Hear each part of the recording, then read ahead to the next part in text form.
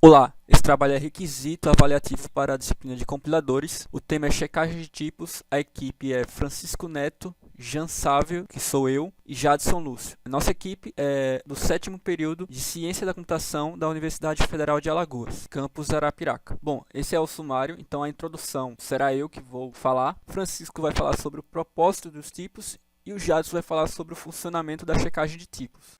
Introdução. Fases de um compilador.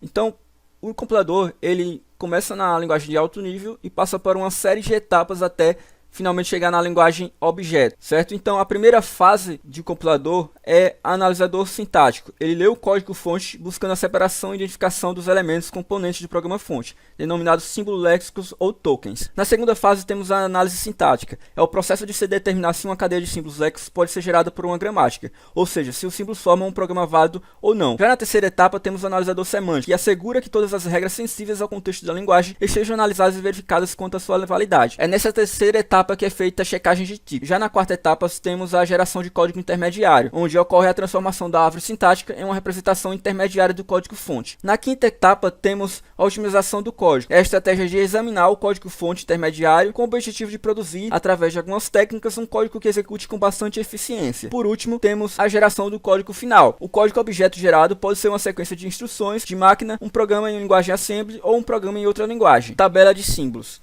A tabela de símbolos é uma estrutura de dados externa e, em vez de armazenar os atributos na árvore sintática ou de manipulá-los via parâmetros e valores de retorno, os atributos podem ser armazenados em estruturas separadas. Permite saber durante a compilação de um programa o tipo e o valor dos seus elementos, escopo destes, se ela está no programa principal, em uma função e etc. A tabela de símbolos é utilizada em quase todas as fases de compilação. Alterações são feitas na tabela de símbolos sempre que um novo nome ou nova informação sobre o nome já existente é obtida. Essas informações são coletadas na tabela de símbolos pelos analisadores léxicos e sintático e usada pelos analisadores semântico e pelo gerador de código. Essas são as principais operações efetuadas na tabela de símbolos. Então é possível inserir, buscar ou remover atributos dessa tabela. Verificações de tipo e atividade é assegurar que os operandos de um operador sejam de tipos compatíveis. Um tipo de dado define uma coleção de dados em um conjunto de operações pré-definidas sobre esses dados. Um tipo compatível é aquele válido para o operador ou com permissão nas regras da linguagem para ser convertido pelo computador para um tipo válido. Um erro de tipo é a aplicação de um operador a um operando de tipo impróprio. A verificação dos tipos pode ser estática e dinâmica. Verificação estática é feita no código-fonte, no processo de compilação. Verificação dinâmica é feita durante o tempo de execução. Considere o seguinte exemplo de um código em C. Então, duas variáveis tipo inteiro e float. A gente quer usar o operador módulo, porém não vai ser possível. Vai dar um erro durante a compilação, indicando que um operador módulo não pode ter um operador real. O grande benefício de verificação de tipo estática é que ela permite que muitos erros do tipo sejam detectados no início do ciclo de desenvolvimento, gerando mais confiabilidade. A tipagem estática geralmente resulta em um código compilado que executa mais rapidamente, porque quando o compilador conhece os tipos de dados exatos que estão em uso, ele pode produzir códigos de máquina otimizado. Já a verificação de tipo dinâmico normalmente resulta em código menos otimizado do que a verificação de tipo estático. Ela inclui a possibilidade de erros de tipo de tempo de execução. Ela força as verificações de tempo de execução para cada execução do programa, em vez de apenas em tempo de compilação. Então é um trade-off, né? Ao mesmo tempo que é ruim em questão de otimização e confiabilidade, ela também tem o seu lado positivo. Linguagens fortemente tipadas versus fracamente tipadas. Linguagens fortemente tipadas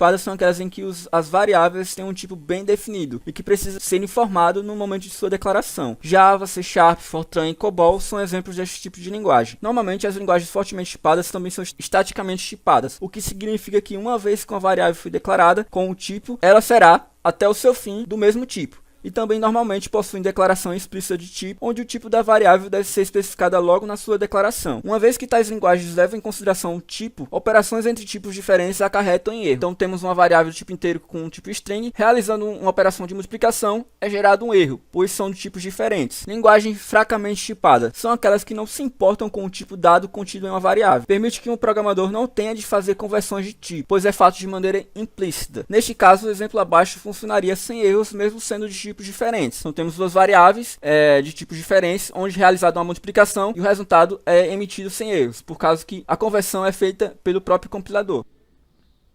Nessa sessão eu vou falar sobre alguns propósitos dos tipos e o que é que a checagem dos tipos podem prevenir no nosso programa, na compilação do nosso programa. A primeira é definir o que o programa deve fazer. Basicamente, quando eu defino tipos, eu já estou pensando no que é que o meu programa vai fazer. Por exemplo, se eu tenho uma função que retorna um booleano e tem uma entrada de um inteiro grande de 64 bits, eu já estou pensando que eu vou utilizar esse número de entrada com algum tipo de modificação, verificação que me faça retornar algum booleano. Nesse caso aqui, verificar se ele é primo. Então, eu vou pegar aquele número, fazer a minha verificação e retornar meu booleano. Para isso, eu preciso garantir também consistência do programa, ou seja, aquele número, já que ele é um inteiro, ele só vai poder fazer a operação com números ou do mesmo tipo ou de algum tipo que possa fazer a operação, tipo um float ou algo do tipo. E manter a consistência. Se eu fizer uma operação com algum outro tipo que não seja compatível, pode ocasionar em erro.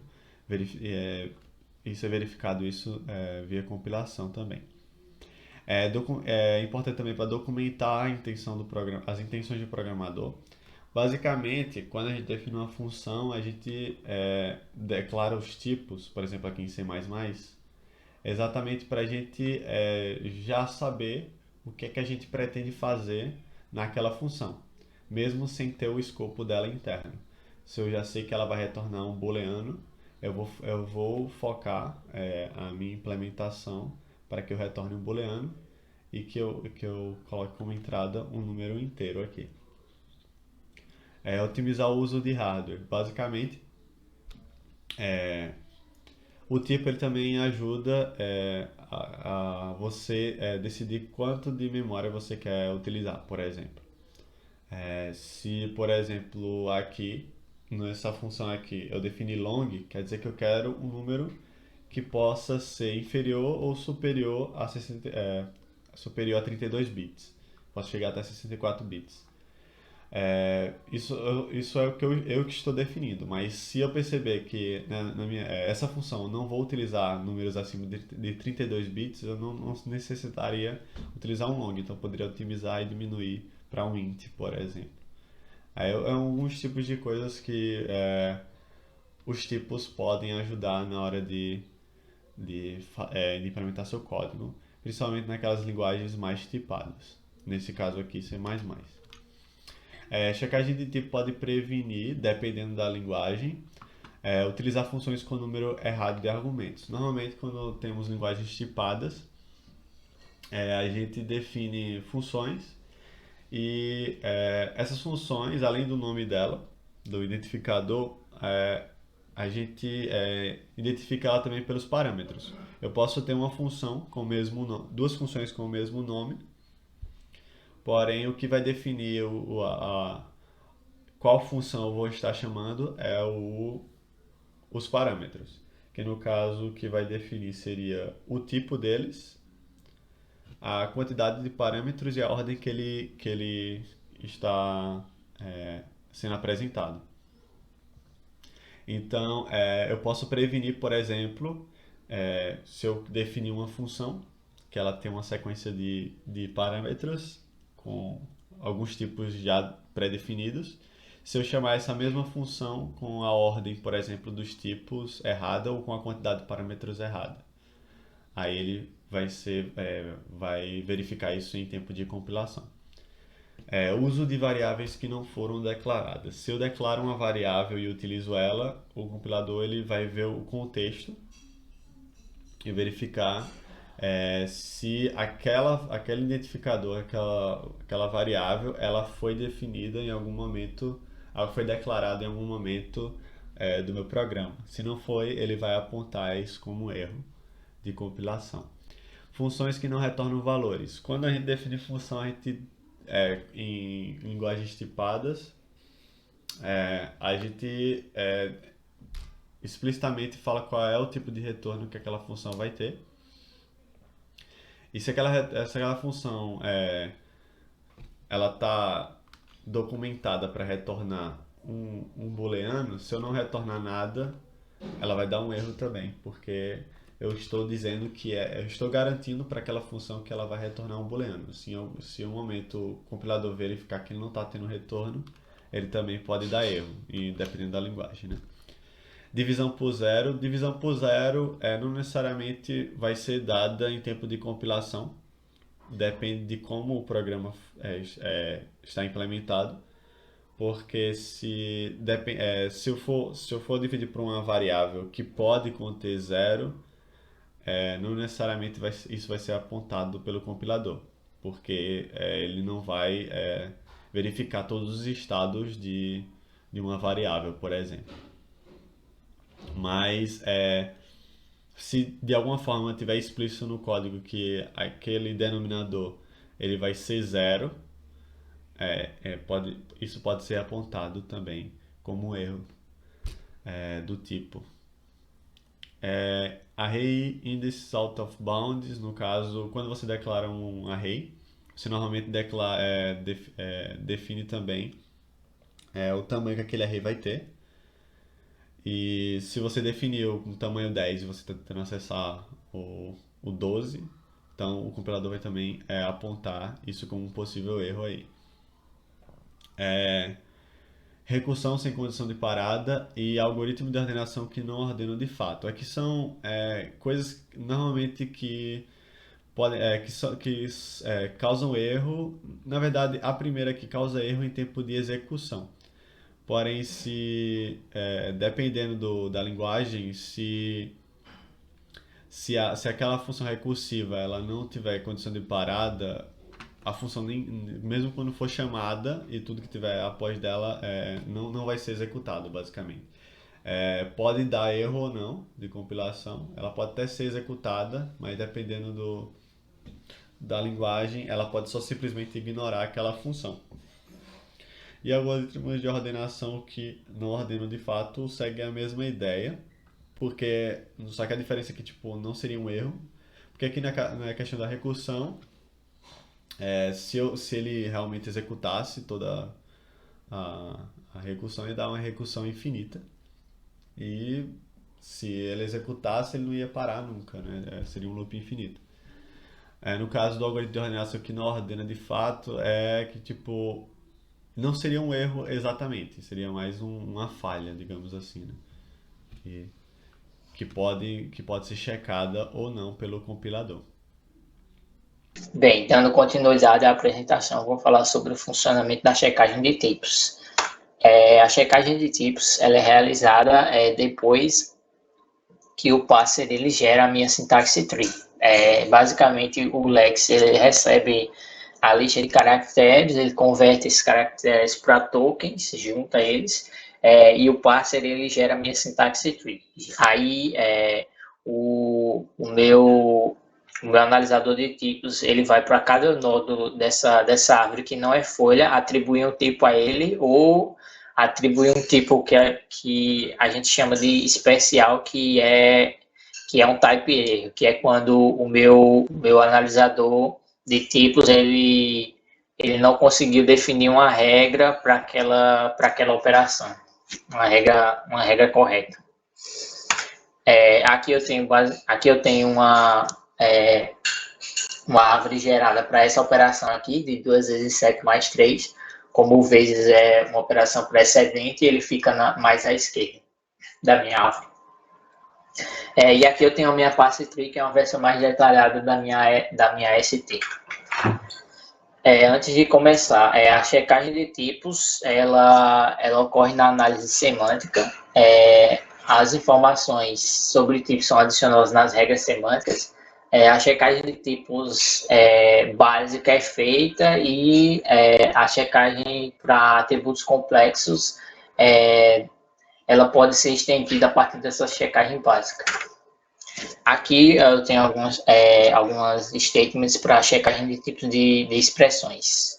Basicamente, se a minha expressão é um literal, o tipo dela vai ser char. Se ela é um número, o tipo dela vai ser integer. Se ela é uma variável, o tipo dela vai ser o lookup. Basicamente, ele vai olhar o tipo desse ID. Aí aqui eu tenho uma operação de módulo. Se E1 e E2 forem ambos inteiros, então o tipo do resultado da minha operação vai ser também inteiro, o resultado do nodo. E se não, o meu tipo do meu nodo vai ser um type error, ou seja, ou E1 ou E2, eles receberam um tipo que não é inteiro. Ou seja, eu não posso realizar a operação de módulo nesse caso. Aí aqui eu tenho uma operação de retirar o índice, de um array. Basicamente, se o meu tipo do E2 for inteiro, e o tipo do meu E1 for um array, ou seja, um map de um S para um tipo T, então o tipo do meu E vai ser vai ser o meu T, ou seja, o tipo do meu array. Se não, vai ter um type erro, ou seja, ou ele não é array, ou E2 ele não é inteiro. Aí aqui eu tenho uma operação de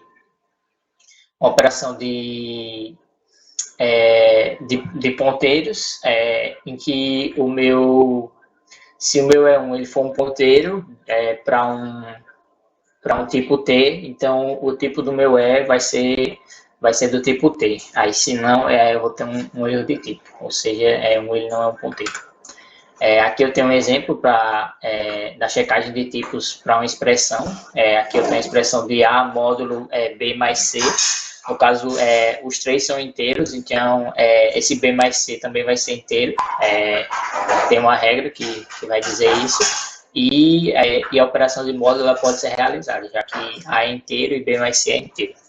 Aí aqui que acontece um erro de tipo, você tem A como inteiro, B é inteiro, só que C ele não é inteiro. Então, B mais C, pela regra lá, que vai ter uma regra, vai dizer que isso aqui ele é float, porque geralmente os compiladores eles não querem perder precisão. Então, se você fizesse, sei lá, 2.5 mais 2 e desse 4.5 e você convertesse para inteiro, você ia perder precisão. Então, a conversão é feita para float, você tem a operação de módulo com float que vai dar erro de tipo aqui. Então, esse E2 seria do tipo float e esse E1 ele seria um nódulo do tipo type erro, ou seja, aconteceu um erro de tipo na operação desse nódulo.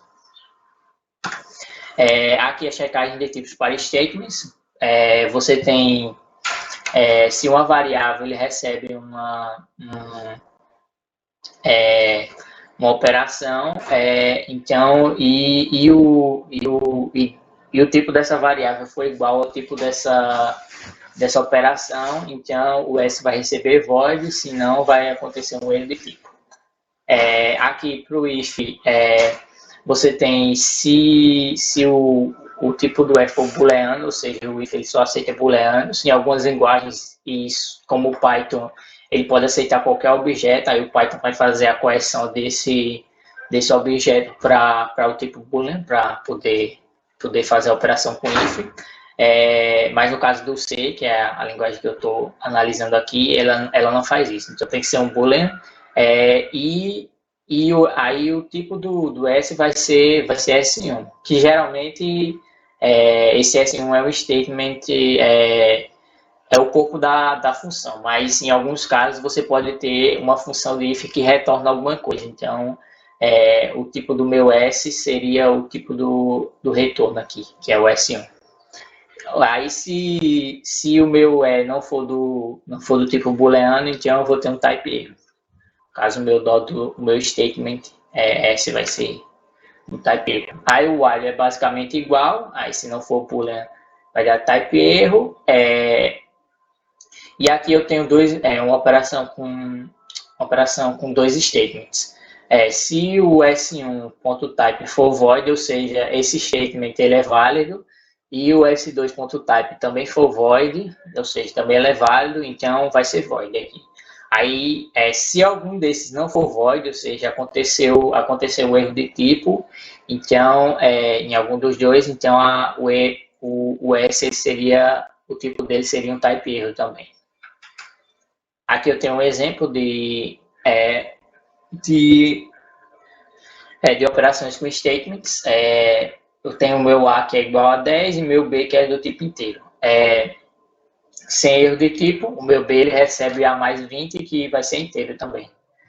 E o meu B aqui, essa operação do maior que ela ocorre com dois tipos numéricos. Aí B é do tipo numérico e o 10, quando ele for converter lá, ele vai dizer que é do tipo inteiro, que também é numérico. Então, você tem isso aqui válido e dentro do corpo da função eu tenho expressões válidas também. Então, isso aqui esse if aqui vai acontecer sem erro de tipos.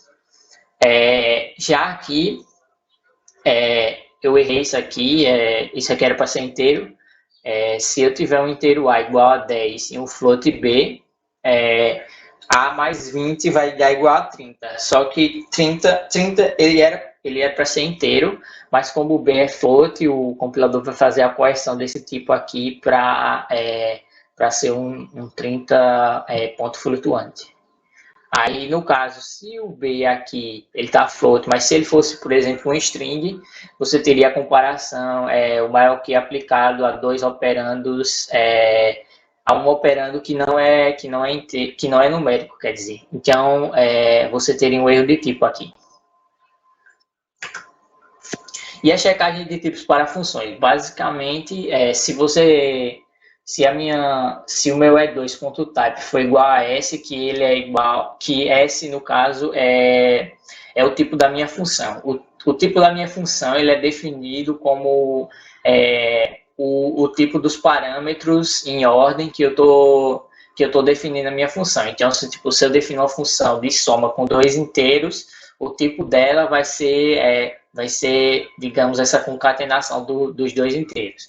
Aí, se o meu E2.type for igual a S, ou seja, o meu E2, no meu exemplo aí, for igual a dois inteiros, que ele é igual ao tipo da minha função, e o meu E1 type for igual ao mapping de S para T, no caso, os parâmetros da minha função para um retorno T, da minha função também, então o meu statement vai receber o tipo T. Se não, vai ter um type erro. Ou seja, se o meu E2 for parâmetros que não condizem com a ordem dos tipos da minha função, ou o meu E1 ele não for uma função válida, então vai acontecer um erro de tipo. Aí, exemplo de checagem de tipos para funções. Aqui eu tenho uma função de soma, que vai somar dois números. Aqui vai acontecer sem erro de tipos, porque a minha função ela recebe dois inteiros, e aqui eu estou passando, quando o compilador for transformar, ele vai transformar isso aqui em inteiro e isso aqui em inteiro. Aí ele vai aceitar isso aqui. Isso aqui vai ser um tipo válido, no caso, que vai ser inteiro. Esse é o resultado da soma. Já aqui, a minha soma, eu estou passando o 10 está certo aqui no inteiro A, só que o B, ele recebeu um string, ou seja, o tipo que eu estou passando aqui é inteiro string, e a minha função ela recebe inteiro. Então, você vai ter um erro de tipo aqui nesse resultado aqui. Regras de tipos para correções. Aqui eu tenho alguns exemplos que eu já falei. Se um statement é um número, o tipo dele vai ser integer. Se ele for id, vai ser o tipo da minha variável, fazer essa função local que vai fazer, procurar. E aqui eu tenho um exemplo para definir o tipo de E1 operator E2. No caso, se o meu E1 e o meu E2 forem ambos integer, então o resultado da minha operação aqui ela vai ser integer. Se o E1 for integer e o meu E2 for do tipo real, então ele vai fazer a correção para o tipo real para não perder precisão. E a mesma coisa se o E1 for real e o E2 for inteiro. Aí ele vai converter para real o resultado aqui, o tipo. Já se o meu E1 for do tipo real e o meu E2 for do tipo real, então o resultado vai ser real, e se não, vai ser type erro, ou seja, tipo, a minha operação, algum desses operandos aqui, eles não são valores numéricos válidos. Aí aqui eu tenho um exemplo de correção, que eu defini A, B, C e D, inteiro e float. Aí eu tenho aqui A mais B vai ser do tipo int, e essas outras operações aqui vão ser do tipo float, justamente por envolver números com ponto flutuante. E é isso.